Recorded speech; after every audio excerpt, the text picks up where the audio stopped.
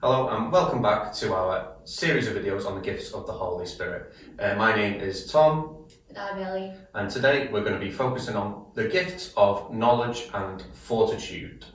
See, with knowledge, you kind of know what that means because it's like general knowledge and stuff like that, but I've never really come across the word fortitude before. Yeah, Father Simon said in our first video when he talked about counsel that sometimes people use like different words or like it's like an older generational thing. And fortitude is kind of like courage essentially. So it is also known as courage, but I think there is actually kind of a difference between the two of them. I think fortitude is more like a state of mind which allows you to be courageous when you're going through like tough times in life. So you're ill or you're being persecuted, you're suffering, things like that. Fortitude allows us to have courage and get through hard times.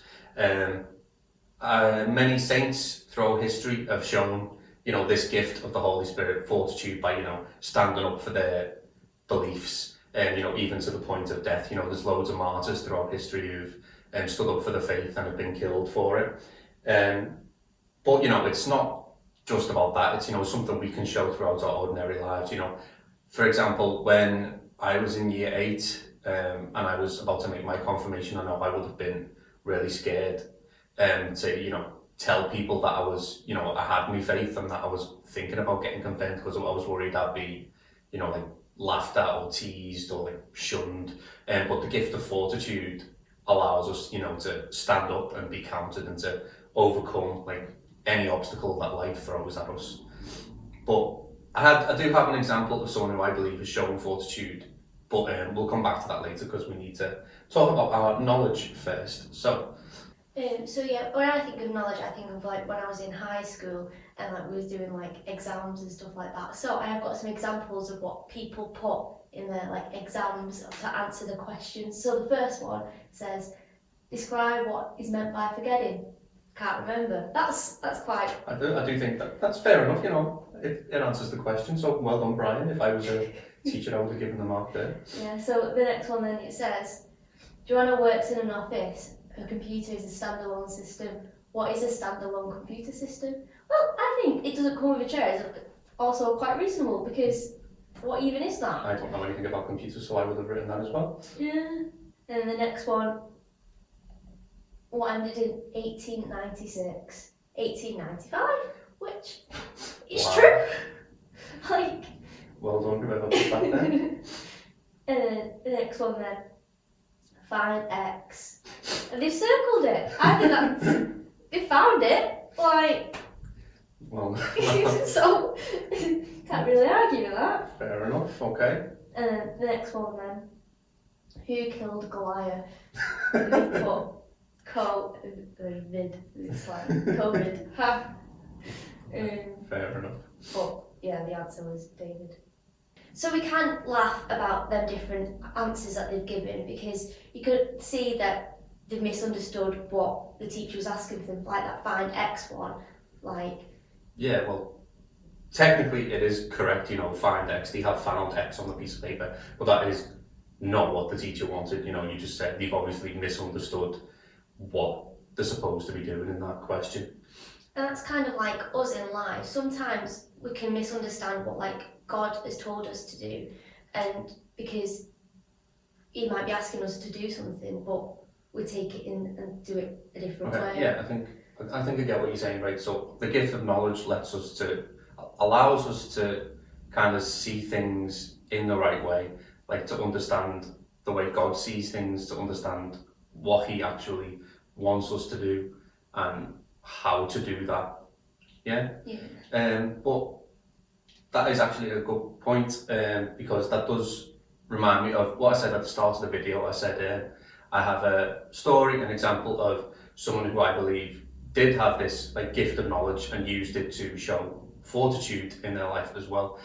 So I will tell you who that person is now.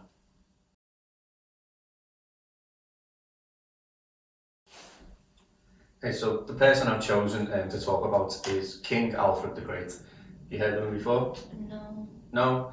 Well, that's fair enough, because I feel like when we're taught history in school, we normally start at like 1066, William the Conqueror, Battle of Hastings, and we don't really talk about much before that. But obviously, things did happen before 1066. King Alfred, here he is here. Well, picture, statue of him. He was king of Wessex in the 9th century. So back then, England, didn't exist. The country of England didn't exist. There was 4 separate kingdoms. They were called Northumbria, Mercia, East Anglia, and Wessex. Alfred was born in Wessex in the year 849. He was the youngest son of, what's his name, King Ethelwulf. It's a funny name, Ethelwulf. So when he was born, it was actually very unlikely that he would ever become king, but somehow his 3 older brothers all died, meaning he became king in the year 871. At the time, England, or the kingdoms in England, were like being ravaged by Vikings. They'd been attacked for like 50 years or more, and the Vikings at this point had taken over all of Northumbria and East Anglia and Mercia. So like Wessex was the only kingdom of England left standing.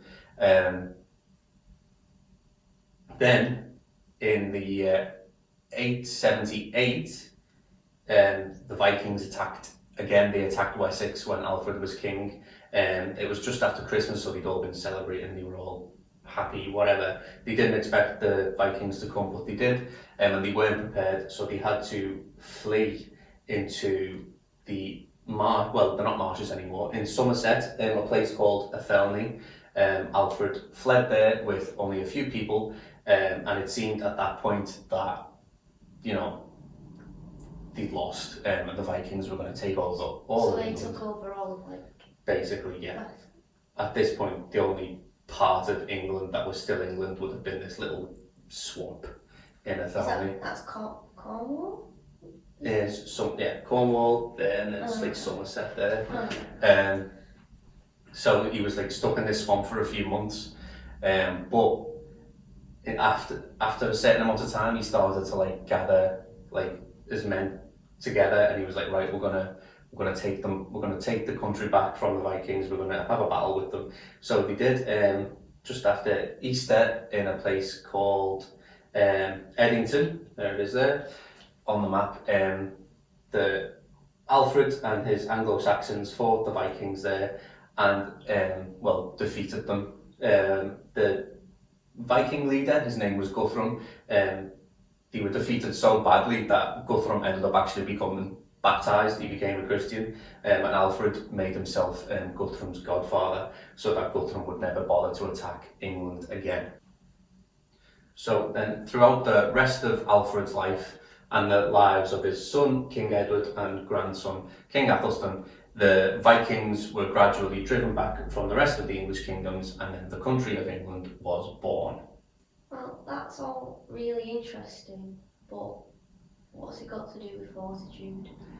Okay, I said the chosen because I believe he showed fortitude through his life. First of all, I said at the start, he was like the youngest son, and no one expected him to become king. And also through his life, he suffered from a mysterious illness that left him in pain and unable to move all the time. So you'd think that someone as weak as Alfred probably wouldn't be a good king, or wouldn't have strength or fortitude, to be as successful as he was in fighting the Vikings. So he showed fortitude in, defending his country, defending England, defending Wessex from the Vikings. And, it's possible that without him and his actions, the country we live in today wouldn't even exist. We'd probably be part of Daneland, and, we'd all be speaking Danish, and we'd be talking about how the gift of Thor, helps us in our lives as well. I think it would have been really easy, just to give up. When Alfred was in the marshes on his own, it would have been easy for him to just say, right, I'm not doing this, and then, flee to Europe with his family. But he had this fortitude, he had this conviction, this knowledge that, God wanted him to stay, God needed him to stand up for his faith against like the pagan Vikings. The Vikings weren't really fans of Christians. Alfred knew he had to stand up for God and do what is right. And he did.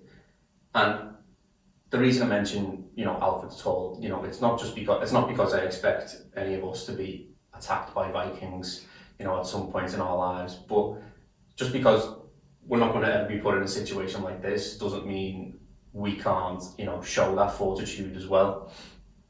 Like I said at the very start, it's not easy to have a faith and to stand up for it and to show it to other people. There's going to be times where we feel like we're pressured into staying silent, or we feel embarrassed or anything like that. And like Alfred, possibly feel it was just easier to give up. But fortitude gives us this strength, this courage to stand up, to do what is right, to do the right thing. And when we do have fortitude, when we use the gift properly, even though it might not feel like it at times, we, like King Alfred, can have as big an impact on history as he did.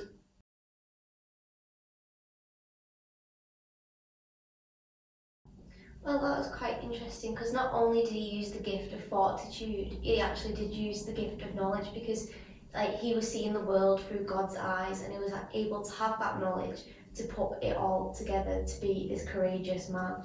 Yeah, exactly. So we thought then that the gifts of knowledge and the gifts of fortitude do go hand in hand in that sense. But of course, all the gifts of the Holy Spirit do come together and work together and go hand in hand. So we'll be talking more about the rest of the gifts of the Holy Spirit in our next video.